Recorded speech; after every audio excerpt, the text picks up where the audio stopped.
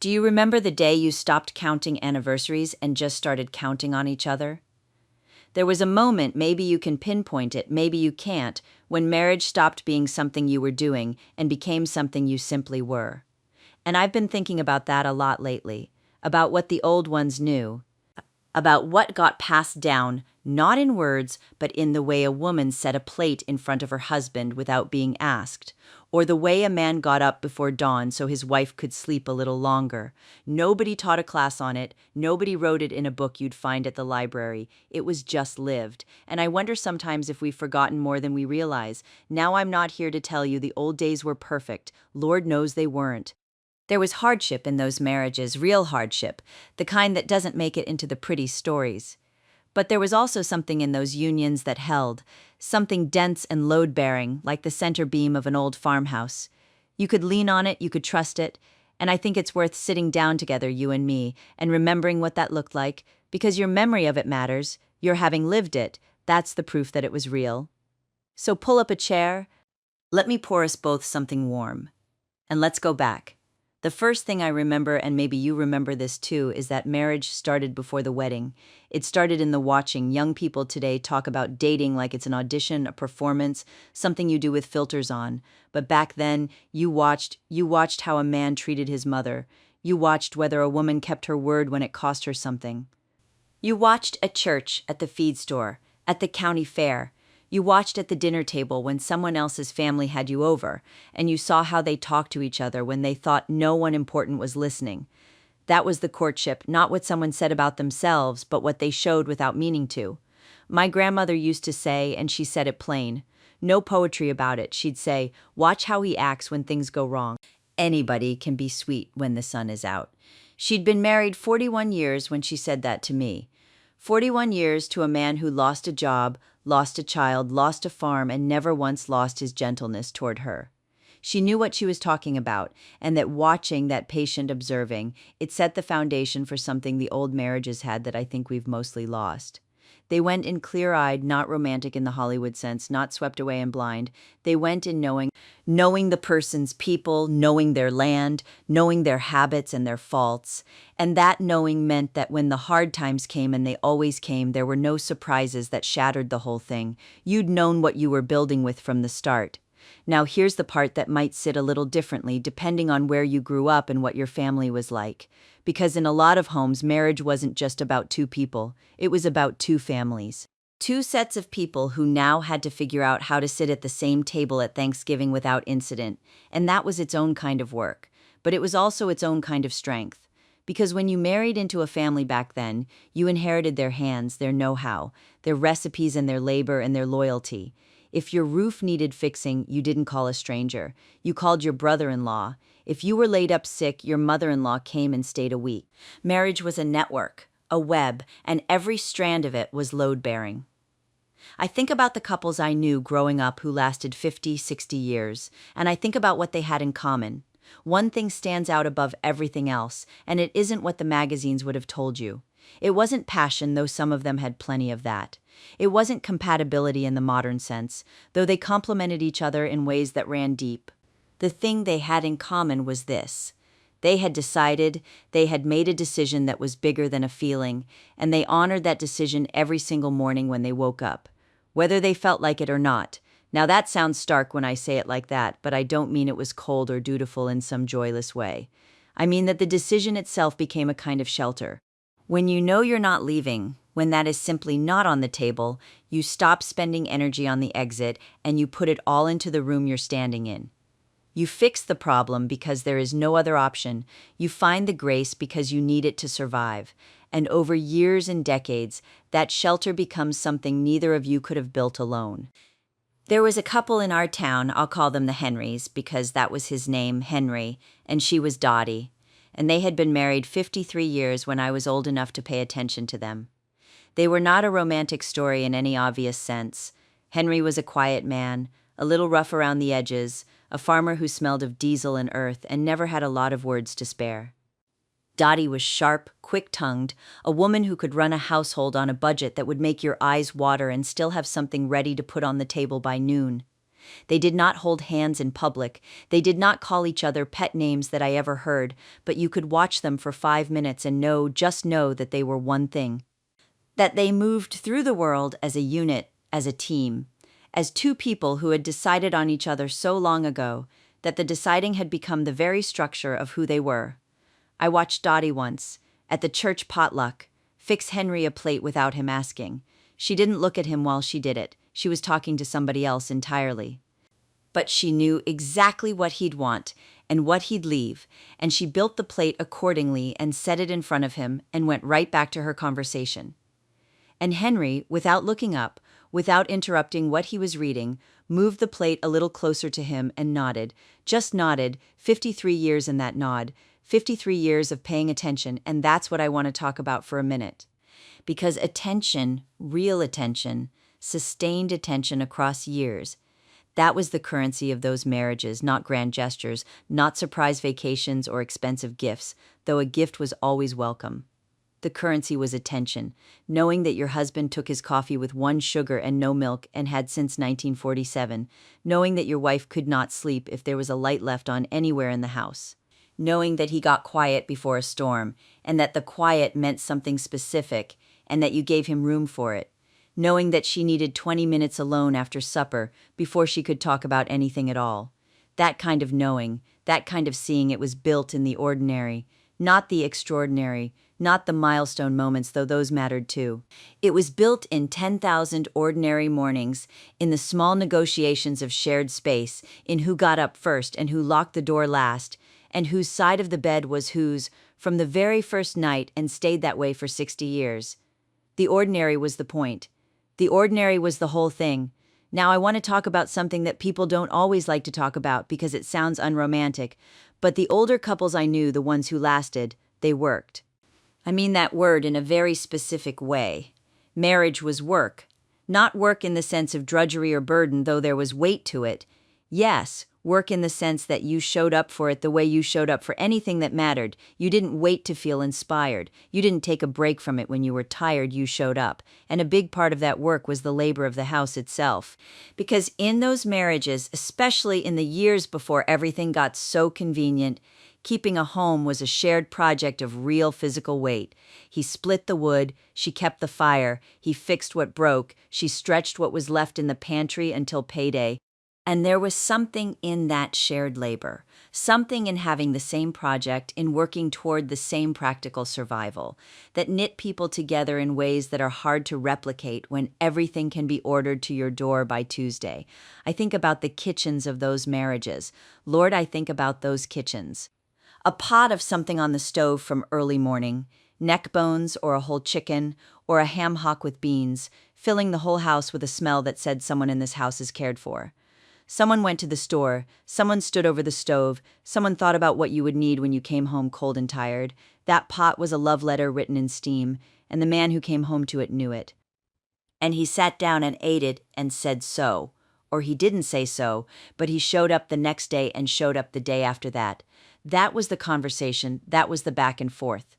And on the other side of it, because it was never just one direction in the marriages that lasted, there was the man who carried the heavy things without being asked, who noticed that the back step was getting soft and fixed it on a Saturday before it became a problem, who handed over his pay on Friday because that's how it worked, and there was no argument about it. The marriages that lasted had people in them who were paying into something bigger than themselves, week after week, without keeping score, or at least without keeping score most of the time, because let me be honest with you, even the best marriages had their seasons. There were years that were lean, and years that were plenty, and years that were so hard you couldn't see the other side of them. There were disagreements that lasted days. There were silences that had edges. There were nights when one of them slept in the other room and mornings where neither one was ready to be the first to reach out. I'm not here to tell you it was smooth. It wasn't, but what I will tell you is this. In the marriages that lasted, both people understood that a storm is not the same as the end, that a hard winter does not mean there will be no spring. They had enough history together to know that the weather changes, and they waited it out.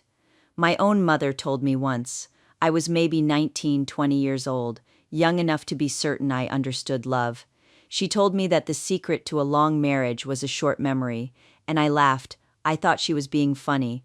But she wasn't laughing. She looked at me level and said, "You got to let things go, Marie. The small ones and some of the big ones too. You cannot carry all of it. The load will break you." She and my father were married 47 years before he passed.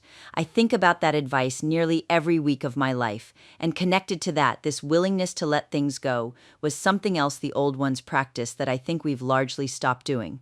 They repaired things, not just objects, though they did that too. A coat rewoven, a chair reglued, a pot retinned rather than replaced. They repaired the marriage itself. They came back to the table. They found a way back to each other because the alternative was unthinkable. Not unthinkable in a trapped kind of way, in a "this is the life I chose and I'm going to honor it" kind of way. And the coming back, the repair, that required something that takes real courage. It required saying you were wrong when you were wrong, or sometimes saying "I hear you" even when you didn't fully agree. It required the kind of pride management that doesn't come naturally to any of us. But the couples who lasted, they learned it. Not perfectly, not without stumbling, but they learned it the way you learn anything, by doing it badly for a while and then doing it a little better. I want to tell you about something else. Something that the older marriages had built into them almost by accident, but that I think was more important than anyone realized at the time. They had rhythm, a daily rhythm, a weekly rhythm, a yearly rhythm. Sunday dinner. The same pew at church. Holidays with the same people in the same house with the same dishes on the table. Tuesday was laundry, Friday was payday, and that meant something specific about what was on the menu. The rhythm was not boring, or at least it wasn't only boring. The rhythm was a way of saying, we know where we are. We know who we are to each other.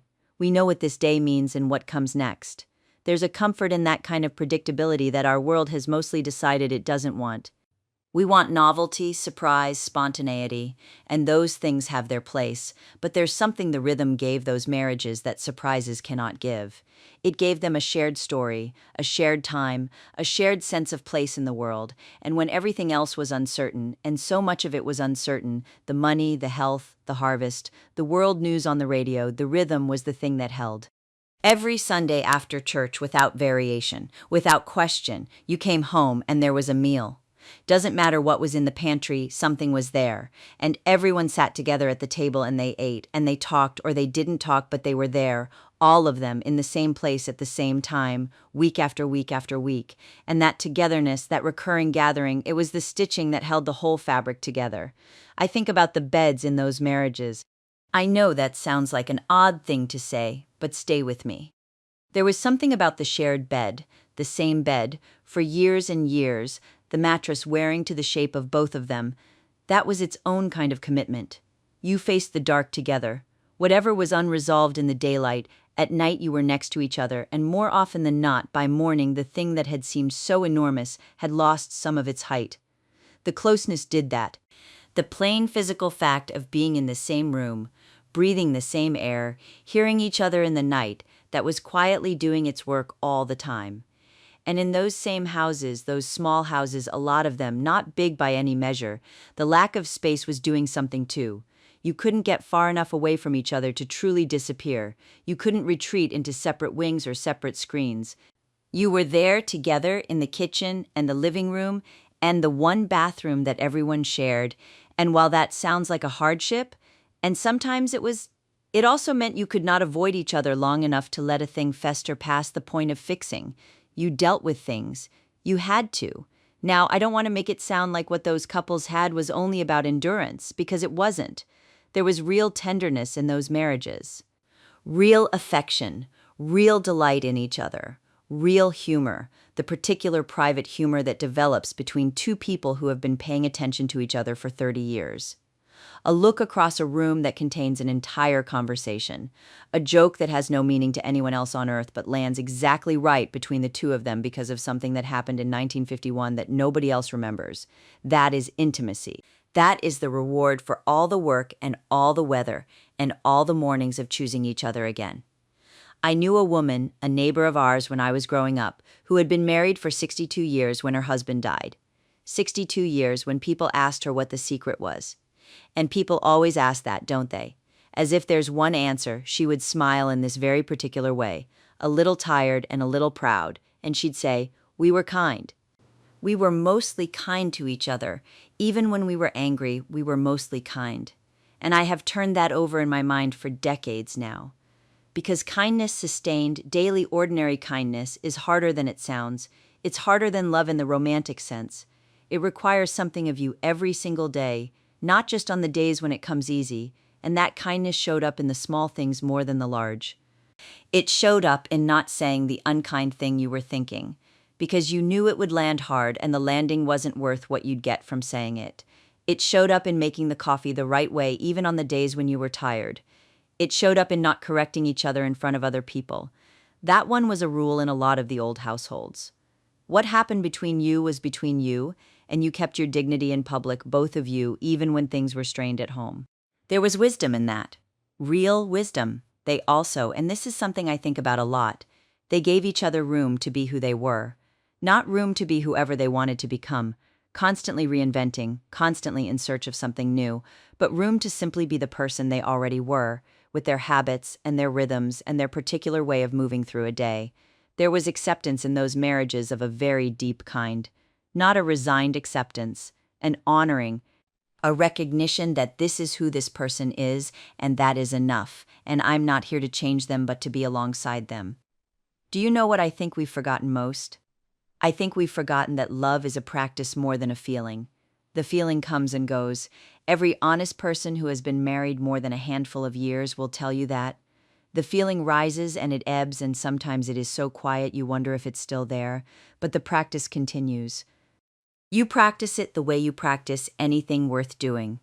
You do it on the days it feels natural, and you do it on the days it costs you something, and slowly across all those days, something is built that is sturdier and more beautiful than anything the feeling alone could have made.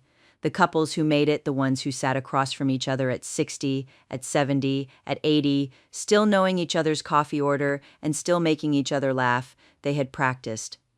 They had shown up for the practice when they didn't feel like it.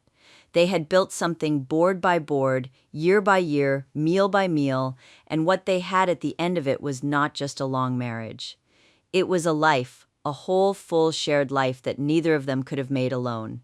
And there's one more thing I want to say before we close, because I think it matters, and I think it's been lost almost entirely. Those couples prayed together. Or if they weren't religious people, they had something, some shared understanding of what they were accountable to, what was bigger than both of them, what set the terms of how they were supposed to treat each other, a shared faith, a shared moral framework, a shared sense that this marriage was not just a contract between two people, but a commitment made in front of something much larger. And that shared accountability, that sense that there was a standard neither of them had set for themselves, but both of them were trying to live up to, that kept them humble. It kept them from getting too sure of themselves, and it gave them somewhere to go when they were broken, when they needed grace they couldn't manufacture on their own. I think about all of this, and I feel something I can only call grateful, grateful to have seen it, grateful to have been raised around it and shaped by it, even when I didn't know it was shaping me. Grateful for every couple who figured out year by ordinary year that the person next to them was worth staying for, worth the work, worth the weather, worth the long and quiet labor of paying attention. Do you remember what that looked like in your own life? In your parents' house, or your grandparents', or in your own marriage?